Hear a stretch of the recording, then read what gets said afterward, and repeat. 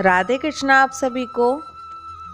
माघ मास महात्म्य के कल के अध्याय में हमने मुख्य तीर्थों का वर्णन सुना। उसके साथ ही माघ स्नान कैसे करें, क्या करें और माघ स्नान का फल क्या होता है वो सब कुछ जाना था।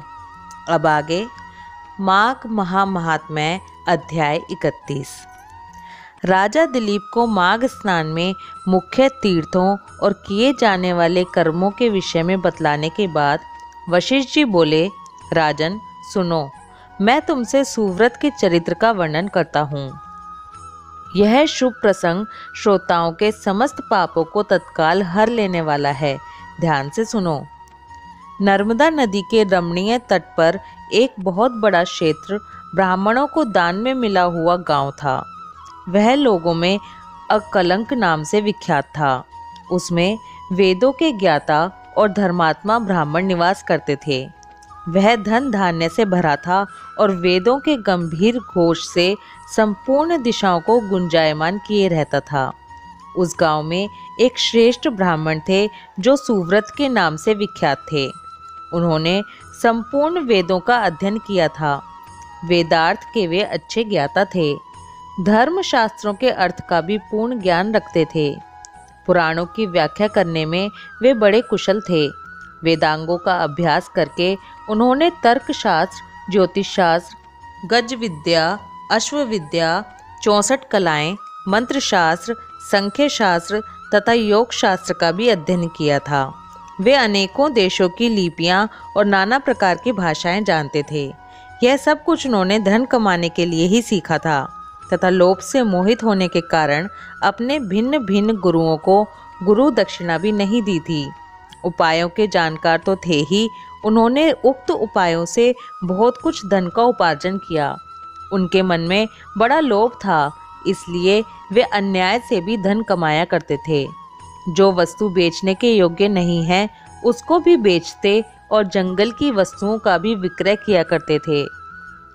उन्होंने चांडाल आदि से भी दान लिया, कन्या बेची तथा गौ, तिल, चावल, रस और तेल का भी विक्रय किया।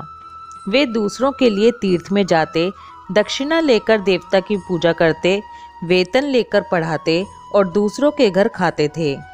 इतना ही नहीं, वे नमक, पानी, दूध, दही और पकवान भी बेचा करते थे। इस तरह अनेक उपायों से उन्होंने यत्नपूर्वक धन कमाया। धन के पीछे उन्होंने नित्य नैमित्तिक कर्म तक छोड़ दिया था। न खाते थे, न दान करते थे, हमेशा अपना धन गिनते रहते थे कि कब कितना जमा हुआ। इस प्रकार उन्होंने 1 लाख स्वर्ण मुद्राएं उपार्जित कर लीं।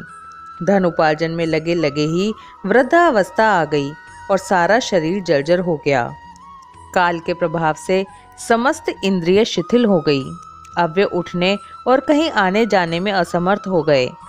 धन उपार्जन का काम बंद हो जाने से स्त्री सहित ब्राह्मण देवता बहुत दुखी हुए।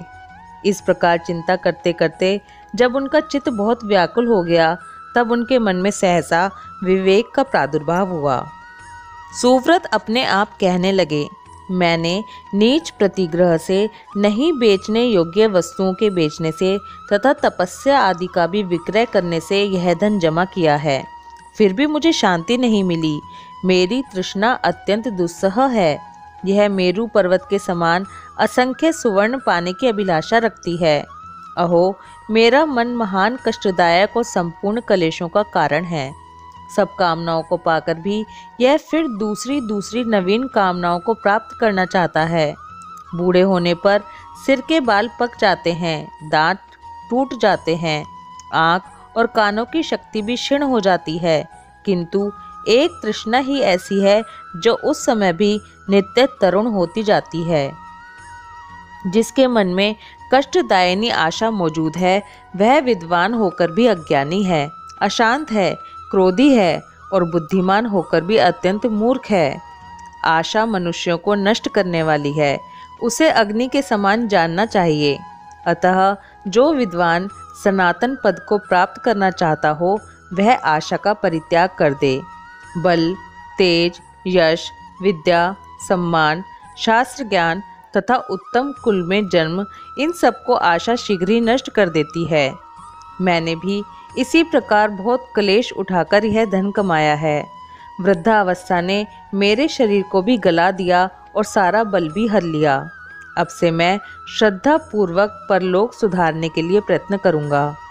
ऐसा निश्चय करके ब्राह्मण देवता जब धर्म के मार्ग पर चलने के लिए उत्सुक हुए, उसी दिन रात में कुछ चोर उनके घर में घुस आए। आधी रात का समय था। उन चोरों ने ब्राह्मण को खूब कसकर बांध दिया और सारा धन लेकर चंपत हो गए। चोरों के द्वारा धन छिन जाने पर ब्राह्मण अत्यंत दारुण विलाप करने लगा। हाय, मेरा धन कमाना धर्म, भोग या मोक्ष किसी भी काम में नहीं आया। ना तो मैंने उसे भोगा और ना दान ही किया। फिर किस लिए धन का उपार्जन किया? हाय हाय, मैंने अपने आत्मा को धोखे में डालकर यह क्या कर दिया। सब जगह से दान लिया और मदिरा तक का विक्रय किया। पहले तो एक ही गऊ का प्रतिग्रह नहीं लेना चाहिए। यदि एक को ले लिया तो दूसरी का प्रतिग्रह लेना कदापि उचित नहीं है। उस गऊ को भी यदि बेच दिया जाए तो वह 7 पीढ़ियों को दग्ध कर देती है।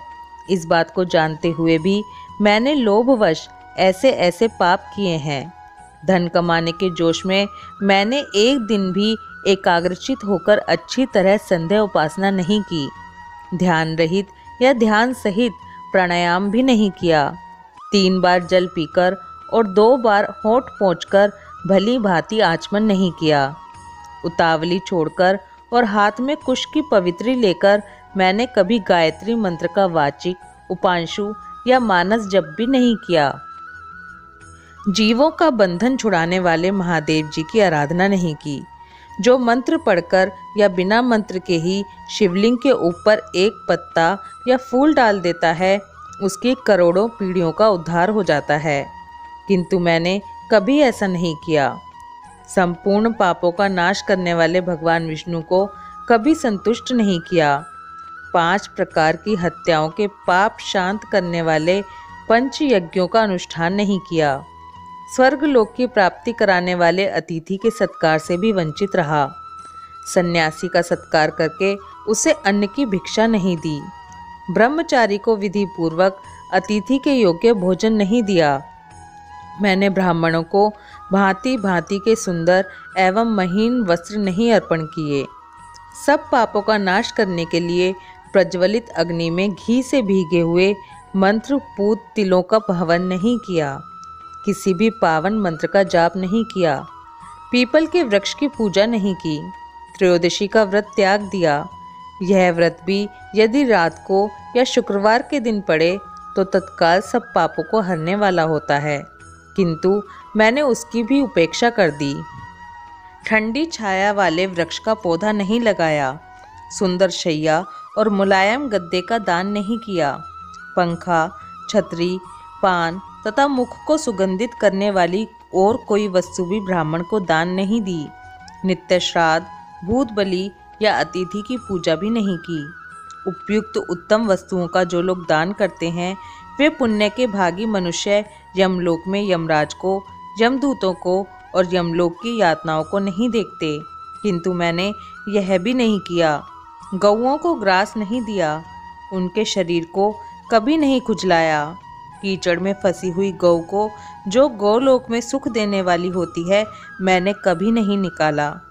याचकों को उनकी मुंह मांगी वस्तुएं देकर कभी संतुष्ट नहीं किया। भगवान विष्णु की पूजा के लिए कभी तुलसी का वृक्ष नहीं लगाया। शालिग्राम शिला के चरणामृत को नहीं पिया। एकादशी उपवास नहीं किया। शिवलोक प्रदान करने वाली शिवरात्रि का भी व्रत नहीं किया। वेद, शास्त्र, धन, स्त्री, पुत्र, खेत और अटारी आदि वस्तुएं इस लोक से जाते समय मेरे साथ नहीं जाएंगी। अब तो मैं असमर्थ हो गया। कोई व्यापार भी नहीं कर सकता। क्या करूं? कहाँ जाऊं? हाय, मुझ पर बड़ा भारी कष्ट आ पड़ा। मेरे पास परलोक का रहा खर्च भी नहीं है। इस प्रकार व्याकुलचित होकर सुव्रत ने मन ही मन विचार किया। अहो, मेरी समझ में आ गया है। मुझे याद आया, एक समय जब मैं धन कमाने के लिए उत्तम देश कश्मीर को जा रहा था, मार्ग में भागीरथी गंगा के तट पर मुझे कुछ ब्राह्मण दिखाई दिए जो वेदों के पारगामी विद्वान थे। वे प्रातःकाल माघ स्नान करके बैठे थे। वहाँ किसी महाविद्वान ने उस समय एक श्लोक कहा था, माघे निमग्नाः सलिले सुशीते विमुक्त पापा स्त्रीदिवम परयान्ति। माघ मास में शीतल जल के भीतर डुबकी लगाने वाले मनुष्य पाप मुक्त हो स्वर्गलोक में जाते हैं। पुराण में से मैंने इस श्लोक को सुना है। यह बहुत ही प्रामाणिक है, अतः इसके अनुसार मुझे माघ का स्नान करना ही चाहिए। मन ही मन ऐसा निश्चय करके सुव्रत ने अपने मन को स्थिर किया और 9 दिनों तक नर्मदा के जल में माघ मास का स्नान किया। उसके बाद स्नान करने की भी शक्ति नहीं रह गई। वे 10वें दिन किसी तरह नर्मदा जी में गए और विधि पूर्वक स्नान करके तट पर आए। उस समय शीत से पीड़ित होकर उन्होंने प्राण त्याग दिए। उसी समय मेरू गिरु के समान तेजस्वी विमान आया और माघ स्नान के प्रभाव से सुव्रत उस पर आरूढ़ हो स्वर्गलोक को चले गए। वहाँ 1 मनवंतर तक निवास करके वे पुनः पृथ्वी पर ब्राह्मण हुए। फिर प्रयाग में माघ स्नान करके उन्होंने ब्रह्मलोक को प्राप्त किया। माघ महा महात्म संपूर्णम। आज माघ माह के सभी अध्याय संपूर्ण होते हैं। अगर आपने माघ माह का कोई भी अध्याय नहीं सुना है तो उसके सभी अध्याय नीचे डिस्क्रिप्शन में दिए गए हैं। आज ही सारे माघ मास के अध्याय सुनिए और पुण्य के भागी बनिए। ये परम पवित्र माघ मास आज संपूर्ण हो रहा है। आप सबको माघ मास सुनने में उतना ही आनंद आया होगा जितना मुझे सुनाने में। अगर कहीं पर कोई त्रुटिपूर्ण उच्चारण हुआ हो तो उसके लिए आपसे क्षमा चाहती हूँ। गोपाल सखी चैनल की आगे भी यही कोशिश रहेगी कि आपके लिए जानकारी से पूर्ण वीडियोस लाते रहें। माघ मास के अध्याय की वीडियोस आगे भी शेयर करते रहिए ताकि माघ मास के इस अंतिम दिन सभी ये अध्याय सुन सकें। ओम नमो भगवते वासुदेवाय नमः। राधे कृष्णा।